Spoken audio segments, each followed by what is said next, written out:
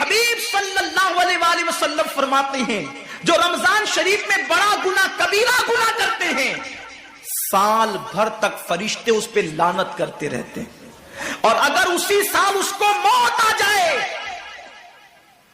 اسی سال جس نے ماہ رمضان میں گناہ کبیرہ کیا تھا، اس نے بڑا گناہ کیا تھا، اب بڑے بڑے گناہوں کو گنایا گیا، مثال کے طور پر کسی عورت پر غلط نیت سے نظر ڈالنا یہ گناہ کبیرہ ہے، جھوٹی قسم کھانا یہ گناہ کبیرہ ہے، ناپ تول میں کمی کرنا یہ گناہ کبیرہ ہے، کسی کو دیکھ کر اس کا مذاق اڑا کے دل دکھانا یہ گناہ کبیرہ ہے، کسی کی امانت میں خیانت کرنا یہ گناہ کبیرہ ہے،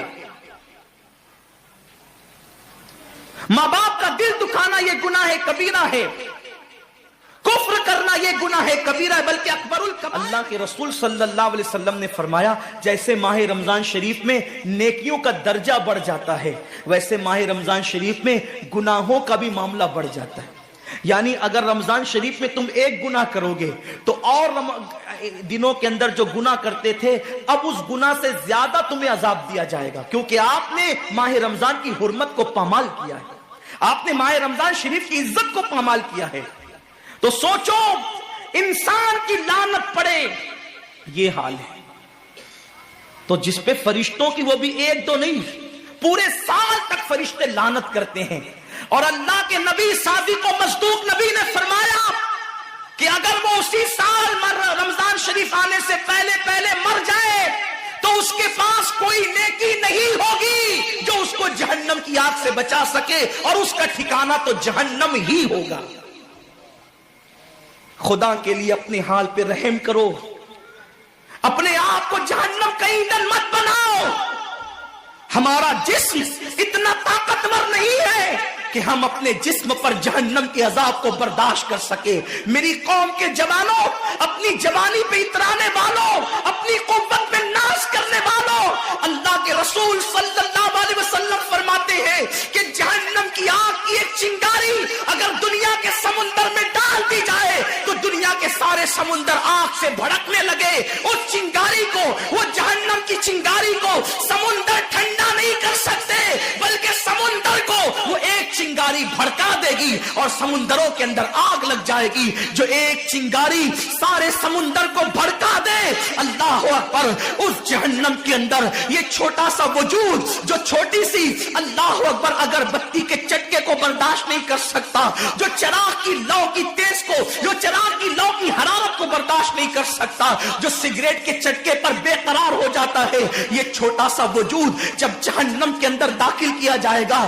اس وقت اس وجود کا کیا ہوگا؟ میرے آقا مصطفیٰ جان رحمت فرماتے ہیں کہ جب پہاڑوں کو جہنم میں ڈالا جائے گا تو پہاڑ ایسے پگھلنے لگیں گے جیسے نمک کو پانی میں ڈالنے سے نمک پگھلنے لگتا ہے۔ میرے بھائیوں، خدا کے لیے اپنے حال پر رحم کرو، اپنے آپ کو جہنم کا ایندھن مت بناؤ۔ اللہ اکبر، تراویح کے وقت میں پیر پھیلا کر محلوں میں بیٹھنے والوں، روزوں کے وقت میں چھپ چھپا کر کھانے والوں، اللہ کی غیرت کو چیلنج مت کرو۔ اللہ کے حبیب نے فرما دیا کہ جو گناہ کبیرہ رمضان شریف میں کرے گا سال بھر فرشتوں کی لعنت ہوگی۔ آپ کہتے ہیں مسلمان کلمہ پڑھتا ہے، مسلمان نبی کا غلام ہے، مسلمان نبی پہ جان قربان کرنے کے لیے تیار ہے، اتنی مصیبتوں میں کیوں ہے، اتنی تکلیفوں میں کیوں ہے، کیوں تباہ ہو رہا ہے مسلمان؟ ارے جس پر فرشتے پوری سال لعنت کرے وہ قوم تباہ نہ ہوگی تو کیا ہوگا؟ اس قوم کے گھر نہ جلیں گے تو کیا ہوگا؟ اس قوم کی بیٹیوں کی آبرو نہ لوٹے گی تو کیا ہوگا؟ وہ قوم غربت کی چکی میں نہ پسے گی تو کیا ہوگا؟ آؤ سچی توبہ کر لو، توبہ کے دروازے کھلے ہوئے ہیں، اپنے گناہوں کا احساس کر لو، نادم ہو کر قدرت کی بارگاہ میں پلٹ جاؤ۔ میرا رب فرماتا ہے فَفِرُّوا إِلَى اللَّهِ، کہاں جا رہے ہو؟ دوڑو اللہ کی طرف، پلٹو اللہ کی طرف۔ بڑے سے بڑا پاپی اگر خدا کی طرف احساس گناہ لے کر، ندامت کے آنسو لے کر اللہ کی بارگاہ میں پلٹا ہے تو اللہ نے اس کو مغفرت کا پروانہ عطا کیا ہے۔ میرے رب کا وعدہ ہے جو میری بارگاہ میں پلٹتے ہیں میں ان کو لوٹاتا نہیں ہوں، میں ان کو معاف کر دیتا ہوں۔ سبقت رحمتی علی غضبی، میری رحمت میرے غضب پہ سبقت لے گئی ہے۔ وہ رب جو 70 ماؤں سے زیادہ پیار کرتا ہے، امت کی تباہی کا اتنا ہی خیال ہے تو ہم رمضان شریف کا احترام کیوں نہیں کرتے؟ ہم رمضان شریف کا اہتمام کیوں نہیں کرتے؟ کیوں ہم اللہ کی عبادت کی طرف نہیں آتے؟ آؤ اپنے گناہوں کا احساس لے کر خدا کی بارگاہ میں پلٹو تاکہ تباہی سے بچ جاؤ۔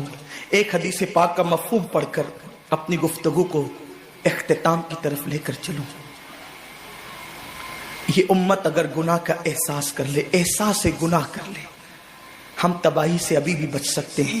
اللہ کریم ہے، بہت مہربان ہے، غفار ہے، اس کو معاف کرنا پسند ہے، بلکہ یہاں تک فرمایا کہ میرا بندہ اگر ساری دنیا کے انسانوں کے جرائم لے کر شرمندہ ہو کے میری بارگاہ میں آئے تو بھی میں اس کو معاف کر دیتا ہوں۔ کیا احساس تھا لوگوں کو گناہ کا، بلکہ گناہ نہیں، نہ کردہ گناہوں کا بھی لوگوں کو احساس تھا۔ ایک حدیث پاک کا مفہوم پڑھتا ہوں۔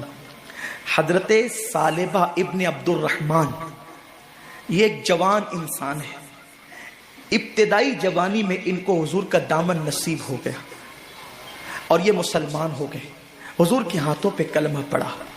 کیا نصیبے تھے ان کے جنہوں نے کلمہ دینے والے نبی کے ہاتھوں پہ کلمہ پڑا تھا؟ کیا نصیبے تھے ان کے جنہوں نے نماز لانے والے نبی کے پیچھے نمازیں پڑھی تھی؟ کیا نصیبے تھے ان کے جنہوں نے بشکل مصطفیٰ اللہ کے نور کو دیکھا تھا؟ کیا نصیبے تھے ان کے جن کی آنکھوں کو خدا بھی پیار سے دیکھتا تھا؟ کیا نصیبے تھے ان کے جن کا مٹھی بھر جو خیرات کرنا لوگوں کے احد پہاڑ سونا خیرات کرنے سے بھی زیادہ بہتر تھا؟ کیا نصیبے تھے ان کے جن کے گھوڑوں کی ٹاپوں سے لگنے والی دھول کی قسم قرآن نے یاد فرمائی ہے؟ کیا نصیبے تھے ان کے جس طرح جنت کا ہونا یقینی قرار دیا گیا ہے ان صحابہ کا جنتی ہونا یقینی قرار دیا گیا؟ کیا نصیبے تھے ان کے جن کی اقتدا کو نجات کا ذریعہ قرار دیا گیا؟ کیا نصیبے تھے ان کے جن کو دیکھنا جہنم سے نجات کا ذریعہ قرار دیا گیا؟ کیا نصیبے تھے ان کے جن کی صحبت اللہ اکبر رسول اللہ کی صحبت کی نیابت کا ذریعہ قرار دے دیا گیا؟ اللہ اللہ کیا نصیب والے تھے، لیکن حضور کی تربیت نے ان کو کس قدر عظیم معتبر اور محترم بنا دیا تھا۔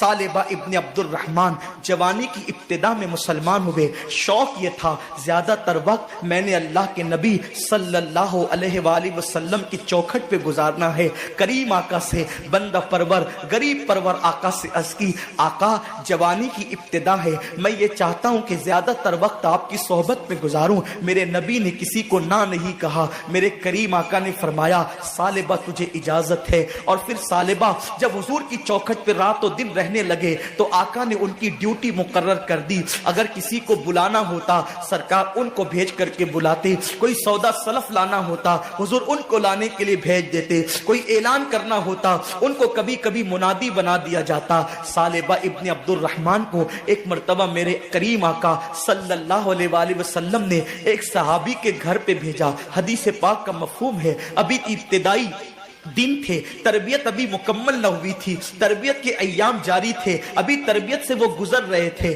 اللہ اکبر، کسی کے گھر جاؤ تو آداب یہ ہیں کہ کسی کے دروازے پہ دستک دے کر سائیڈ میں کھڑے ہو جاؤ تاکہ اگر وہ دروازہ کھولے تو اس کے گھر میں تمہاری نظر نہیں پڑنا چاہیے۔ میرے کریم آقا فرماتے ہیں اپنے گھروں کی چھت پر بلا عذر شرعی نہ چڑھا کرو، اس لیے کہ اگر تم اپنے گھر کی چھت پر چڑھو گے اور کسی کے گھر میں تمہاری نظر پڑ گئی تو اللہ اس نظر کے بارے میں بھی تم سے سوال کرے گا۔ خالی گھروں میں نظر ڈالنے پر بھی میرے نبی نے منع کیا ہے، جو لوگوں کی آبرو پہ نظر ڈالتے ان کا انجام کیا ہوگا۔ حالت روزہ میں جو انٹرنیٹ پر زنا کے مناظر دیکھتے ان کا انجام کیا ہوگا، جو روزے کی عظیم راتوں کے اندر کرکٹ محلے میں کھیلتے ہوئے وقت کو ضائع کر دیتے ان کا انجام کیا ہوگا۔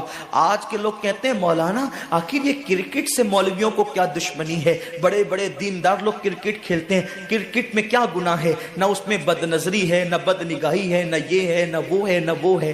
یاد رکھنا کرکٹ میں اگر کوئی گناہ نہ بھی ہو تو جو وقت ضائع ہو رہا ہے نا یہ کیا کوئی کم گناہ ہے؟ وقت کو ضائع کرنا خود گناہ ہے، وقت کا ضیاع خود گناہ ہے۔ اللہ کے حبیب صلی اللہ علیہ وسلم فرماتے ہیں جس نے دنیا میں ایک لمحہ ضائع کیا ہوگا وہ قیامت کے دن پچھتائے گا کہ میں نے ایک لمحہ کیوں ضائع کر دیا۔ گھنٹوں سب کی نیند برباد کرتے ہو، خراب کرتے ہو، پوری رات جگتے ہو۔ اگر وہ رات مصلی پر گزرے تو پھر کیا بات ہے۔ آج لوگ کہتے ہیں مسلمانوں کو ترقی کیوں نہیں ملتی، کل تک مسلمان تاجدار تھا، آج مسلمان بھکاری ہو گیا۔ ہم کہتے ہیں اس وقت تک مسلمان تاجدار تھا جب اس کی راتیں مصلی پر اپنے گناہوں کو یاد کر کے روتے ہوئے گزرتی تھی۔ اب تو رونا ہی نہیں آتا، کیوں؟ کیونکہ گناہ کا احساس ختم ہو گیا۔ احساس زیاں جس قوم سے ختم ہو جائے پھر اس قوم کو ختم کر دیا جاتا ہے۔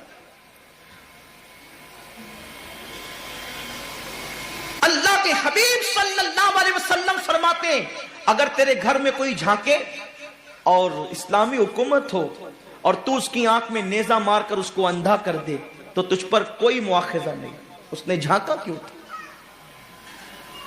اسلامی حکومت ہو تو قانون یہ ہے آپ کسی کے گھر میں جھانک نہیں سکتے، اور آج حالت یہ ہے کہ پڑوسی کی بیٹیاں ہماری نظروں سے محفوظ نہیں۔ قوم تمہارا اچھا مذاق اڑا رہی ہے، آصفہ کی آبرو کی حفاظت کرنے کے لیے احتجاج کرنے نکلے ہو، تم سے گلی کی بچیاں محفوظ نہیں۔ لوگ جو تمہاری بیٹیوں کی آبرو کا جنازہ نکال رہے ہیں بہت سوچ سمجھ کے، انہیں پتا ہے کہ تمہارے کھوکھلے نعرے کسی آصفہ کی آبرو نہیں بچا سکتے۔ تم ہزاروں آصفہ کو، اپنے محلے کی آصفہ کو تم جب پاپ کی نظر سے دیکھ رہے ہو، اس کا احتجاج کون کرے گا؟ بیٹیوں کی آبرو کا تحفظ پاپی نگاہوں نے کبھی نہیں کیا۔ یہ سیاسی ہتھ کنڈے اور اخبارات میں تصویر چھپانے کا شوق تمہیں نعرہ لگانے پہ مجبور کرتا ہے، مگر دنیا اچھی طرح جانتی ہے کہ تمہاری آنکھوں میں وہ تقدس نہ رہا جو محمد بن قاسم کی آنکھوں میں تھا۔ اگر وہ تقدس تم پیدا کر لیتے تو احتجاج کی ضرورت نہیں پڑتی، تمہاری بیٹیوں کو کوئی آنکھ اٹھا کے دیکھ نہیں سکتا تھا۔ ہم ہندوستان میں جو پہلی مرتبہ آئے تھے، قرآن پڑھنے نہیں آئے تھے، قرآن پڑھانے نہیں آئے تھے، اذان دینے نہیں آئے تھے، نماز پڑھانے نہیں آئے تھے۔ اگر تاریخ اسلامی کا جائزہ لو تو پتا چلتا ہے ہم پہلی مرتبہ جو ہندوستان آئے تھے صرف ایک بیٹی کی عزت کی حفاظت کے لیے آئے تھے۔ اسلامی مملکت کے بادشاہ کو پتا چلا کہ ہندوستان کا ایک بادشاہ جس نے اپنی سگی بہن کے ساتھ نکاح کر رکھا ہے، تو اس نے کہا تھا بیٹی صرف بیٹی ہوتی ہے، چاہے وہ کسی کی بھی بیٹی ہو، ہم 7 سمندر پار جا کر اس بیٹی کی عزت کی حفاظت کریں گے۔ یہ اور بات ہے، تم بیٹی کی عزت بچانے آئے تھے، لوگ تمہارے کردار کو دیکھ کر کے اسلام قبول کر لیا کرتے تھے، یہ اور بات ہے۔ لیکن ہم پہلی مرتبہ نہ قرآن پڑھنے آئے تھے نہ پڑھانے، ہمارا مقصد تھا بیٹی بچانا۔ آج لوگوں کو سوچ رہا ہے بیٹی بچاؤ بیٹی پڑھاؤ۔ ہم نے تمہاری بیٹیوں کی آبرو بچایا ہے، آج ہماری بیٹیوں پہ نظر مت ڈالو، اس لیے کہ ہم نے احسان کیا ہے، بہت بڑا احسان کیا ہے۔ جن کی بیٹیاں چتاؤں پہ جلا کرتی تھی، اسلام نے آنے کے بعد ان کو سہاگن بننے کا تصور اور شعور عطا کیا ہے۔ لیکن بات آج اتنی ہے، نہ ادھر ادھر کی تو بات کر، یہ بتا کہ قافلہ کیوں لٹا۔ مجھے رہزنوں سے غرض نہیں، تیری رہبری کا سوال ہے۔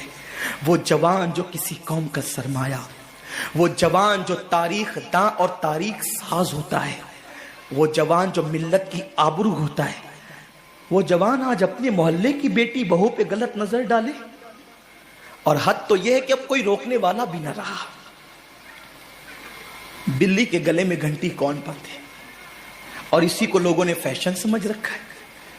فلموں کے مناظر ہم اپنے محلے میں دہرائیں گے تو یہی حال ہوگا جو دیکھ رہے ہیں۔ ہم فلموں کے مناظر دہرانے کے لیے نہیں آئے تھے، ہم تو یہاں عبادت کے لیے آئے تھے، ہم تو یہاں نگاہوں کے تقدس کے لیے آئے تھے۔ بہرحال تو ثعلبہ ابن عبد الرحمن کو حضور علیہ السلام نے بھیجا بلانے کے لیے ایک صحابی کو۔ ابتدائی ایام تھے تربیت کے، وہ گئے اور انہوں نے دروازے کو دھکا دے دیا، دستک کی بجائے دھکا دے دیا۔ دھکا دیا تو دروازہ کھل گیا۔ دروازہ کھل گیا تو ایک عورت بیٹھ کر اس دروازے کے پیچھے غسل کر رہی تھی، اس پر ایک نظر پڑ گئی۔ اہل علم جانتے ہیں کہ کتنا ہی گندا منظر ہو، اگر بے ساختہ بے ارادہ اگر کسی پہ نظر پڑ جائے اور انسان فوراً نظر پھیر لے تو وہ گناہ نہیں ہے. اللہ کے رسول فرماتے کسی ایسے منظر پہ جس کو دیکھنے کو اللہ نے منع فرمایا, بے ارادہ نظر پڑ جائے اور پھیر لو فوراً, پہلی نظر معاف ہے, وہ گناہ نہیں ہے. لیکن جن کے رتبے ہیں سوا, ان کو سوا مشکل ہے. پہلی نظر پڑی اس نہاتی ہوئی عورت پر, اس پہ میں تبصرہ نہیں کر سکتا کہ اگر کوئی غسل کرے تو اس کی کیفیت کیا ہوگی. یہاں بیٹھنے والا مجمع باشعور ہے, عقل مند ہے, دانا ہے, بینا ہے, وہ جانتے ہیں کہ اگر کوئی غسل کرے تو اس کی کیفیت کیا ہوتی ہے. پہلی نظر سالبہ کی پڑی, فوراً نظر پھیر لی, اس کو ہم گناہ تو نہیں کہتے, بلکہ اس نہ کردہ گناہ کا احساس سالبہ کو اتنا ہوا کہ آنکھ سے آنسو ٹپک پڑے. میں نے کیا دیکھ لیا, مسلمان ہونے کے بعد میں نے کیا دیکھ لیا.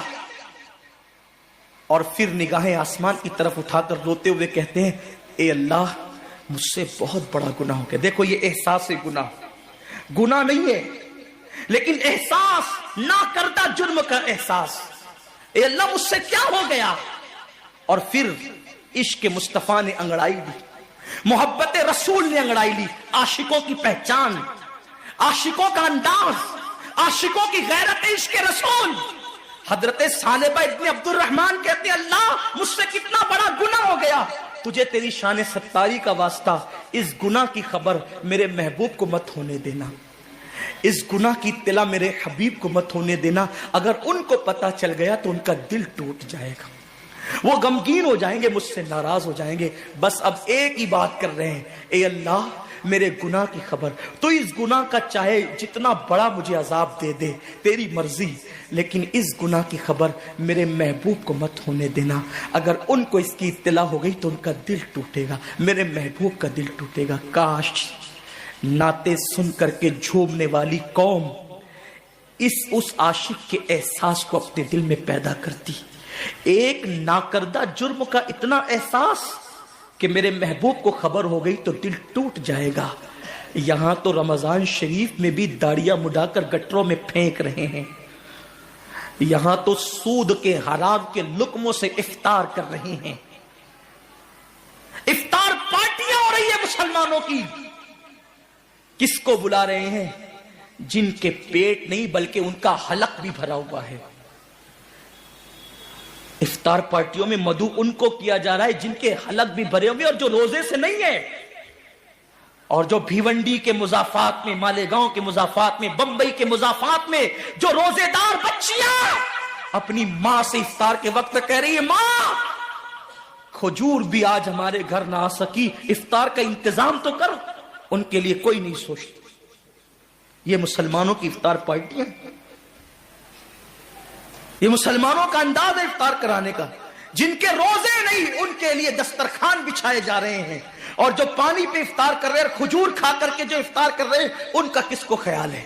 میرے آقا فرماتے ہیں یہ رمضان شریف غریبوں کے ساتھ غم گساری کا مہینہ ہے, غریبوں کی غم خواری کا مہینہ ہے.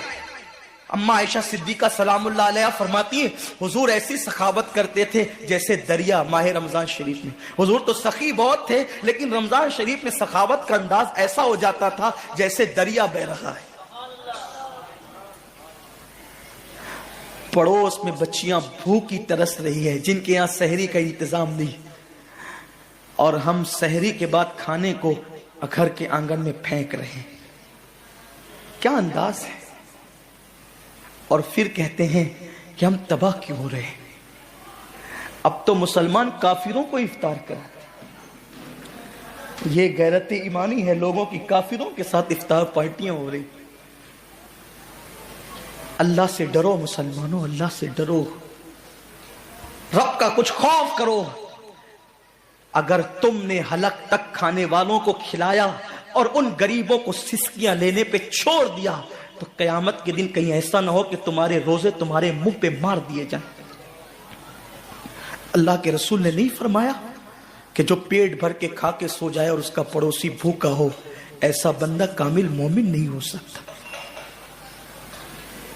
ہم نے حضور کی سنت کو ترک کر دی, بلکہ میرے کریم آقا نے تو یہاں تک فرمایا اگر غریب بستی میں رہتے ہو اور سالن کی خوشبو سالن پکتے وقت 4 گھروں میں پہنچ جائے تو تھوڑا سا پانی زیادہ ڈال دیا کرو، کیونکہ جن کے گھروں میں خوشبو پہنچی ہے ان کے گھر تک سالن پہنچا دیا کرو۔ اگر ان کا دل اس خوشبو سے ٹوٹ گیا تو اللہ تبارک و تعالی اس معاملے میں بھی تم سے پوچھ گچھ کر سکتا ہے۔ فکر کہاں ہے؟ ایک بزرگ سے پوچھا گیا اسلام کہاں ہے؟ فرمایا کتابوں میں۔ مسلمان کہاں ہے؟ تو کہا قبروں میں۔ اسلام کتابوں میں اور مسلمان قبروں میں۔ اب کیا بچا ہے؟ میں یہ تو نہیں کہتا کہ لوگ کافر ہو گیا، استغفر اللہ، کبھی نہیں کہتا۔ میرا مسلک تو اتنا محتاط مسلک ہے، میرے امام نے کہا اگر کسی کے قول میں 99 وجہ کفر کی ہو اور ایک ایمان کا راستہ نکلتا ہو تو ہم ایمان کی طرف اس قول کو پھیریں گے۔ ہمارا مذہب مسلک یہ ہے، ہم مسلک اعلیٰ حضرت کے ماننے والے ہیں، ہم اسماعیل دہلوی کے مسلک کے ماننے والے نہیں ہیں۔ ہمارے مسلک میں بہت احتیاط ہے۔ مولائے کائنات نے کہا آسمان سے زمین پہ گرنا آسان ہے، کسی مسلمان کو کافر کہنا میرے لیے مشکل ہے۔ خارجیوں نے جب مولا علی کو کافر کہا تو فرمایا ان کی بے باکی ہے، وہ مجھے کافر کہتے ہیں، میں ان کو کافر نہیں کہتا، یہ میری احتیاط ہے۔ میں آپ کو کافر کہنے استغفر اللہ کبھی بھی نہیں کہہ سکتا، تصور نہیں کر سکتا، بلکہ خدا کی عزت کی قسم اپنے دل کے جذبات پیش کروں کہ جب ہم ممبر پہ بیٹھ کر کے خطاب کرتے ہیں تو یہ سوچ کے کرتے ہیں کہ ہم اپنے مخدوموں کو خادم کی حیثیت سے سبق سنا رہے ہیں، اللہ ان کی دعاؤں کی برکت سے ہماری نجات کا سامان کر دے گا۔ ہمارا تصور یہ ہوتا ہے، ہم اس تصور کے ساتھ آپ کے پاس بیٹھتے ہیں اور آتے ہیں، لیکن سوچو تو صحیح ہمارے اسلاف نے کیا کہا۔ مذہب کتابوں میں ہے، مسلمان قبروں میں ہے۔ اب کیا ہے؟ کسی نے کہا نا کہ غلط ہے مسلمان مارا گیا، وہ ایک تصویر تھی جو مٹا دی گئی۔ کہیں ہم تصویر مسلم تو نہیں بن گئے؟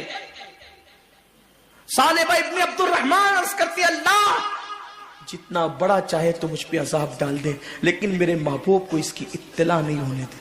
حالانکہ یہ ان کی عشق کی بولی تھی، ورنہ عالم ما کان و ما یکون سے کیا چھپ سکتا تھا؟ جس کی نگاہوں سے خدا کی ذات نہ چھپی اس کی نگاہوں سے کس کے اعمال چھپ سکتے تھے؟ وہ تو شاہد ہے، شہید ہے، وہ بصیر ہے، وہ عالم ما کان و ما یکون ہے، اور انبیاء کی امت کی اعمال پہ جو گواہی دیں گے کیا وہ اپنی امت کی اعمال سے بے خبر رہیں گے؟ میرے امام نے کہا ہے فریاد امتی جو کرے حال زار میں، ممکن نہیں کہ خیر بشر کو خبر نہ ہو، واللہ وہ سن لیں گے فریاد کو پہنچیں گے، اتنا تو ہو کوئی کہ آہ کرے دل سے۔